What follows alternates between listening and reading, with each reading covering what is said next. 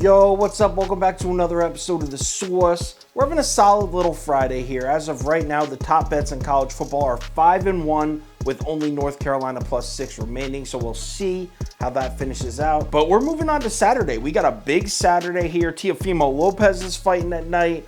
College football, college basketball, NBA's on. Loaded Saturday. And in this video, we have the king of football games, Ohio State versus Michigan. Let's do it. Welcome to The Source. The Source. The Source.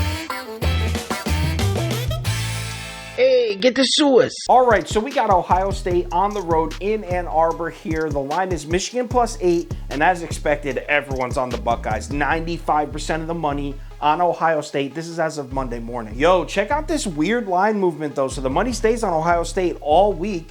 The line goes up to 9 on Wednesday, but check it out. Here we are on Friday night. It has dropped all the way down to 7.5. Now a line movement from 9 down to 7.5 isn't as crazy as you think, because 8 is not that frequent of a margin of victory in college football, but still, the fact that it dropped 1.5 when all the money is clearly on Ohio State, that's definitely sketchy. It looks like the books may like Michigan here. So let's cap this game. If you subscribe to this channel, you already know the first step. We're running the numbers through the spreadsheet. According to the analytics, the line for this game should be Michigan +3.98.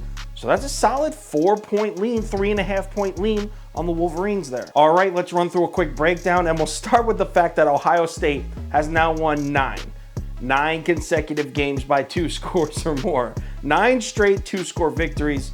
So they're only laying 8. Should we stop the video right there and be like, hey, they've won by 2 scores or more 9 straight times. Let's just lay the points and call it a day. Not a bad idea, but let's pump the brakes for a second. Couple things to look at. Ohio State has gotten a little bit fortunate with their schedule this year. They've played 4 ranked teams over the course of this season.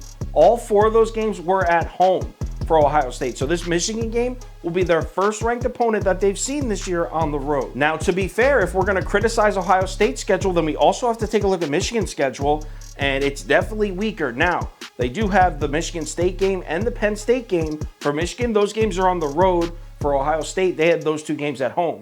So that's an advantage towards Ohio State, but Michigan didn't have to play Purdue, and Michigan did not have to play Oregon. Michigan played at Wisconsin, which is tough, but they played them early in the year when they still sucked before they got their shit together. So I'm really kind of not going to discount that. So anyway, let's talk a few numbers here. I'm going to start with one that jumped right out at me when I saw it. Pass defense. Michigan is first in the Big Ten in passing yards allowed. So that's got to maybe, if you're considering betting Ohio State, which I assume most of us are, it's got to make you do a quick double take. This team plays well against the pass. We know how much Ohio State loves to throw the ball. But, and yes, there is a but to that, Ohio State can also run the shit out of the ball. They average 5.5 yards a carry against Big Ten opponents. That leads the conference by a pretty healthy margin. Just for reference, Michigan averages 4.1 yards a carry against Big Ten opponents. So a huge advantage in the rushing department in favor of Ohio State. And now to make matters even worse for this Michigan rushing attack, Blake Corum is questionable for this game. If you don't know who Blake Corum is, he's kind of like the third down / second back for Michigan. If you don't watch Michigan football, he would be like the Tony Pollard. Hassan Haskins is Ezekiel Elliott.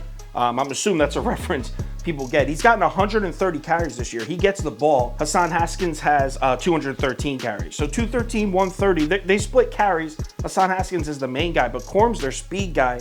Explosive. He averages like 6 yards a carry. This would be a big hit to the offense. So there's just one more stat I'm going to read off. Now, there's a ton of stats I could read off in this video that shows Ohio State is stronger than Michigan, but I feel like those are way more obvious, and I also feel like every single podcast in the country is going to be reading off those numbers to you. So whatever. We know why Ohio State can beat Michigan.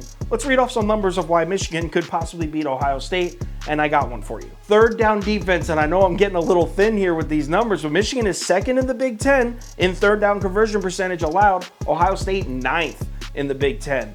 And if you don't know how important third down conversion percentages is on offense and on defense, you've never handicapped football games before. Listen, I completely understand how it might be tempting here to go sharp. Take the 7.5, take the 8 points, go with Michigan here at home.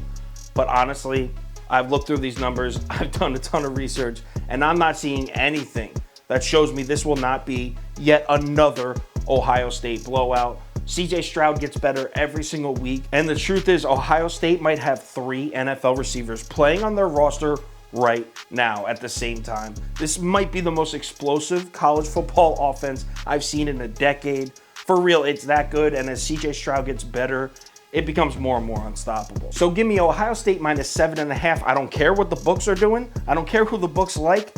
I've watched Ohio State this whole season. I'm very comfortable laying 7 and a hook there. This will be on the ticket, and it'll probably make the top 7 bets. Final ticket posted on KyleKirms.com at 10:30 a.m. Eastern Time. It'll have my bet of the day, top 7 bets, parlay of the day, along with every single bet I'm making for the entire day in all of college football and all sports for that matter, right on KyleKirms.com. Also, if there's any crazy last-minute updates, injuries, money shift, line movement, anything like that, I will definitely put it on my Twitter, Instagram story, and Facebook. So make sure you check one of those 3 platforms before you place your bets. College football Saturday is here. Let's keep this sports betting marathon rolling. We're in day 3 of the Thanksgiving sports betting marathon, and I want to be in the green. Let's make some money. I'll talk to you on Twitter.